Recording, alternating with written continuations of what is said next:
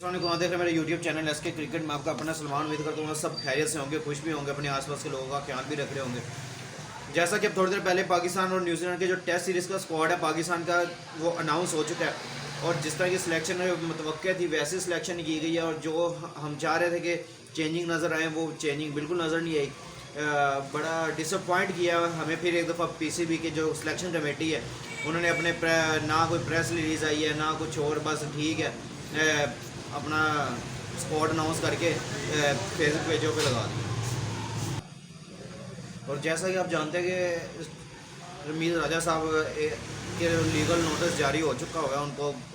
Notification जारी हो चुका हुआ है कि आप अपनी चेयरमैनशिप की कुर्सी छोड़ दें। लेकिन अभी जो खबर निकल के सामने आ रही है वहाँ पे ये निकल के सामने है कि वो रिज़ाइन करने नहीं चाह रहे और ना वो चाह रहे हैं कि मैं अपनी सीट को छोड़ूं, वो चाह रहे हैं कि मैं लीगल कोई रास्ता बना के उनको यानी कि वही अदालत के थ्रू इनको कोई पटिशन भेजूँ या पटिशन दायर करूँ जिसमें फिर वो पीएम साहब को कोई ना कोई बीच में फरीक ठहरा के और क्या करके अपनी कुर्सी बचाना चाह रहे हैं। तो यहाँ पे मैं कहता हूँ उनको शर्म आनी चाहिए और अपने आप को समझ लेना चाहिए कि आपकी क्या सिलेक्शन क्राइटेरिया है और आपने किस तरह अपने आप को किया और कितनी डिटाई के साथ आप अपने आप को इस कुर्सी के ऊपर विराजमान करके बैठे हुए हैं कि आप नहीं चाह रहे कि इस कुर्सी का आप छोड़ के कहीं और जाएँ। अब बस ये चाहते हैं कि भाई कुर्सी हमें बस मिलती रहे और बस हम यहाँ पे बैठ के अपनी मर्ज़ी से और दोस्ती यारियों से जो कल का ट्रेंड चला रहे हैं ट्विटर पे वो आपको नज़र नहीं आ रहा, जो शाहीन शाह अफरीदी और बाबर आजम के ऊपर जो कर रहे हैं। ठीक है कैप्टन है, हम भी उनको बैक करते हैं, लेकिन एज ए कैप्टन उन्होंने बहुत बुरी कैप्टनसी की है और आप वहाँ पर ट्रेंड चलता है, ये नज़र नहीं आ रहा कि कौन होते हैं ये ट्रेंड चलाने वाले। ये हमने स्टार्स बनाया और अगर 2 मिनट में अगर ऐसा कोई सीन हुआ तो आपका हाल वैसे हॉकी की टीम जैसा हो जाएगा कि आप देखते भी रहेंगे हमारे स्पॉन्सरशिप कहाँ पे है, हमारे लोग कहाँ पे स्टेडियम में कोई देखने नहीं आ रहे। तो आप अल्लाह के उस कहर से डरें कि आप लोग अगर अरूद या इस टाइम तो जवाल कभी भी आ सकता है, आप लोग इस चीज़ से डरें। और जिस तरह की आपने सिलेक्शन की है वो देख के पथेटिक किस्म की जो आपकी अप्रोच है और जिस तरह की आप चाह रहे हो कि मैं कोई लीगल नोटिस जारी कर दूँ पीएम साहब को कि और कोई इस तरह अदालत के थ्रू मैं चला जाऊँ, कोई ऐसा कोई दूसरा तरीका अपना लूँ कि मेरी कुर्सी किसी तरह बच जाए, तो वो आपकी भूल है कि वो पीएम साहब के पास इख्तियार होता है, वो कभी भी चेंज कर सकते हैं। देख लेते हैं भाई, मैं अभी फ़िलहाल दिमाग ख़राब हो गया फिर दोबारा स्क्वाड देख के और कहाँ पे उठा के हसन अली को फिर दोबारा स्क्वाड में, कोई परफॉर्मेंसेस नहीं है, कोई कुछ नहीं है, तो आपने उनको उठा के दोबारा स्क्वाड में शामिल कर दिया। बाबर आजम कैप्टनसी अपनी जारी रखेंगे, उसके बाद मोहम्मद रिजवान। यार मैं रिजवान के बारे में बात कर लूँ, क्या आपका वो फुफे का बेटा है, फुफो का बेटा है आपकी, वो जिसको आपने हर सीरीज़ में साथ ज़रूर रखना है। नई परफॉर्मेंसेज हैं, लास्ट 12 इनिंग हमने आपको 150 भी नहीं है उनके पास, तो आप क्यों उनको T20 की बेस पे आप उनको ODIs भी खिलाई जा रहे हो, आप उनको टेस्ट मैचेस में भी खिलाई जा रहे हो। ठीक है आपका नंबर 1 इस टाइम फर्स्ट प्रायोरिटी आपकी यही है, तो लेकिन आप ये तो सोचो कि भाई कहाँ पे किसकी जगह बनती है और किसको खिलाना चाहिए। आप एक बंदे के साथ ज़्यादती करी जा रहे हो। अभी आज थोड़ी देर पहले इशाया दिया गया है सरफराज अहमद की तरफ से अपनी टीम को, सारे प्लेयर्स गए हैं, बाबर आजम नहीं गए। ये भी बड़ी ट्रोलिंग हो रही है इस टाइम सोशल मीडिया पे कि बाबर आजम क्यों नहीं गए सरफराज अहमद के घर, क्या उनके साथ उनकी लगती है जो आप इस तरह बिहेवियर अपना दिखा रहे हो सरफराज अहमद के लिए। बाकी सारे प्लेयर्स गए हैं, आप क्यों नहीं गए वहाँ पे उनके घर दावत पे। तो अब ये तो अंदर की खबरें हैं, जिस तरह ये निकल के सामने कि हम वो भी आपकी खिदमत में लेके हाजिर हो जाएंगे। लेकिन अभी जो बाबर आजम के जो सूरत हाल है जो इस तरह की अक्कड़ दिखा रहे हैं ना, तो ये 2 मिनट की अक्कड़ है, जब निकली तो बाद में दोबारा ये नज़र भी नहीं आएंगे आपको। बेशक हमें उनकी बैटिंग से कोई इख्तिलाफ़ात नहीं है, आप बैटिंग करें, आगे एज अ प्लेयर खेलें, हमें बहुत अच्छा आपने किया हुआ है। लेकिन क्या है कि आप उनको ठीक है आप अपनी टीम को सिलेक्शन तो देखें भाई, मैं क्या क्राइटेरिया पे कर रहा हूँ। अजहर अली गए हैं, उनकी जगह पे आपने कामरान गुलाम को डाल लिया, फ़हीम अशरफ नज़र नहीं आ रहे।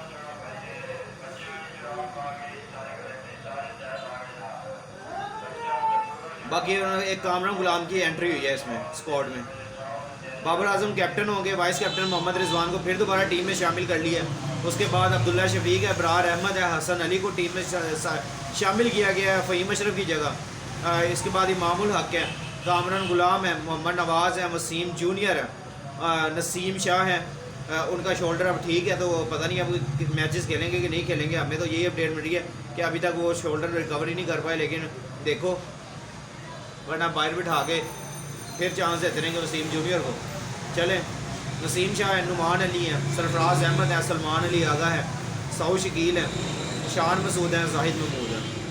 वही की वही जो हमें पूरी की पूरी टीम वही है जो हमें अभी 3-0 हरवा के आ रही है और हमें वाइट वॉश क्लीन स्वीप करवाया इस टीम ने। अभी वही सारी टीम दोबारा नजर आई, सिर्फ अजहर जो रिटायर हो गए हैं उनकी जगह पे कामरान गुलाम को एंटर कर लिया गया, उसके अलावा और कोई चेंजिंग नहीं की, कोई कुछ नज़र नहीं आ रहा, टीम वही है। अगली सीरीज़ के लिए आप लोग तैयार हो, मैं यहाँ पे बैठा आपको अभी प्रेडिक्ट कर रहा हूँ, अगली सीरीज़ के लिए तैयार हो। या तो हम इतना अच्छा खेल जाएंगे कि आप पुरानी सीरीज़ सारी भूल जाएंगे, या तो हम इतना बुरा खेल जाएंगे कि आपको फिर कोई ना कोई डिसीजन लेना पड़ेगा। जैसे ही नए PCB चेयरमैन नजम सेठी साहब अपना ओहदा संभालते हैं उसके बाद पता लगता है कि क्या बनता है और क्या नहीं बनता, और बड़ी पथेटिक किस्म की सिलेक्शन है। यहाँ पे फिर दोबारा रिजवान को साथ बेंच पे बिठाना, ठीक है आपने क्लियर बताया कि सरफराज को खिलाएंगे, लेकिन क्या है कि आपने उसको रेस्ट करवाने तो आप प्रॉपर रेस्ट करवाओ, आप जाओ उनको कहें कि आप जाके अपने घर रेस्ट करें, बाद में अगली सीरीज़ में देख लेते हैं सरफराज को प्रॉपर जान से और वो अपना खेले सुकून से, और अल्लाह करें वो कामयाब भी हों अपने तो ऐसे मैचेस में जो उनको मिले, तो अल्लाह ताला उनको उनसे परफॉर्मेंस भी करवा दे, तो सबके मुंह भी बंद हो जाएं कि हम सरफराज के बारे में आवाज़ उठाते हैं तो उन्होंने कुछ करके भी दिखाया। इंशाल्लाह वो करके दिखाएंगे, मुझे उन पर पूरा भरोसा है। इसके अलावा बात कर लेते हैं भाई, जो एक और खबर निकल के सामने आ रही है उस पर बात कर लेते हैं। जो हारिस रऊफ हैं, सॉरी हारिस रऊफ कह रहा हूँ, मोहम्मद हारिस हैं, उनका जो डोमेस्टिक सीज़न इस टाइम चल रहा है पाकिस्तान कप में, इस टाइम वो खेल रहे हैं, KP की तरफ से खेल रहे हैं और बड़ा अच्छा उनका आज वो पहले उनके आँख के पास बॉल लगी थी तो इंजर्ड होने के बाद बाहर हो गए थे, लेकिन उसके बाद वो कमबैक किया उन्होंने और आज उन्होंने 61 रन की बड़ी शानदार इनिंग खेली है। 25 बॉलों पे 61 रन मारे हैं, 4 चौके 5 छक्के और 244 के स्ट्राइक रेट के साथ उन्होंने रन मारे हैं। और look at the run 61 from 25 ball. ये आपके पास प्लेयर है T20 का, आपने उनको अब संभाल के इस्तेमाल करना है और जिस तरह की उनकी परफॉर्मेंस है अगर आप उनको संभाल के अब इस्तेमाल करेंगे तो इंशाल्लाह वो आने वाले वक्तों के लिए आपको कुछ करके दे देंगे। अगर वैसे ही बस खिलाते जाएंगे और बर्डन डालते जाएंगे तो आगे से ये भी ठुस हो गया आपकी टीम से बाहर होने के इम्कानात बढ़ा देंगे, फिर आप बैठ के फिर हमें ट्रोल किया। यहाँ पे हम बैठ के सिर्फ जो भी हम बात करते हैं हमें सिर्फ ये कहा जाता है कि भाई आप लोगों को कुछ पता, हमें जो पता है वही ठीक है। अब मैं वो खबर देख के मुझे इतनी हैरानगी हो रही थी कि यार ये हमारी क्रिकेट है और ये हमारे PCB चेयरमैन है जो कि अपनी कुर्सी को छोड़ना नहीं चाह रहे, वो चाह रहे हैं कि बस किसी तरह मेरी ये कुर्सी बची रहे और किसी तरह मैं अपने आप को कर लूँ। उन्होंने अभी थोड़ी देर पहले उन्होंने उनके जो बारे में खबर निकल के सामने आ रही है कि वो अपने आप को क्या यानी कि टीम का फ़ायदा नहीं सोच रहे, वो टीम का कुछ नहीं सोच रहे। उन्होंने कहा है कि मैं बस यहाँ पे विराजमान बन के बैठा हूँ तो बस मैं बैठा हूँ, ठीक है, मुझे कोई ना छेड़े, मैं लीगल नोटिस भिजवाने लगा PM साहब को, मैंने अपनी कुर्सी बचानी है, आप लोग सारे जाओ भाड़ में जाओ, जो मर्ज़ी करते रहो, जो मर्ज़ी मेरे पे ट्रोलिंग करते रहो, जिस तरह मर्ज़ी बात है, बस मुझे अपनी कुर्सी नहीं छोड़नी। इसके अलावा जो चीफ सेलेक्टर साहब हैं वो चाहते हैं कि हम लोग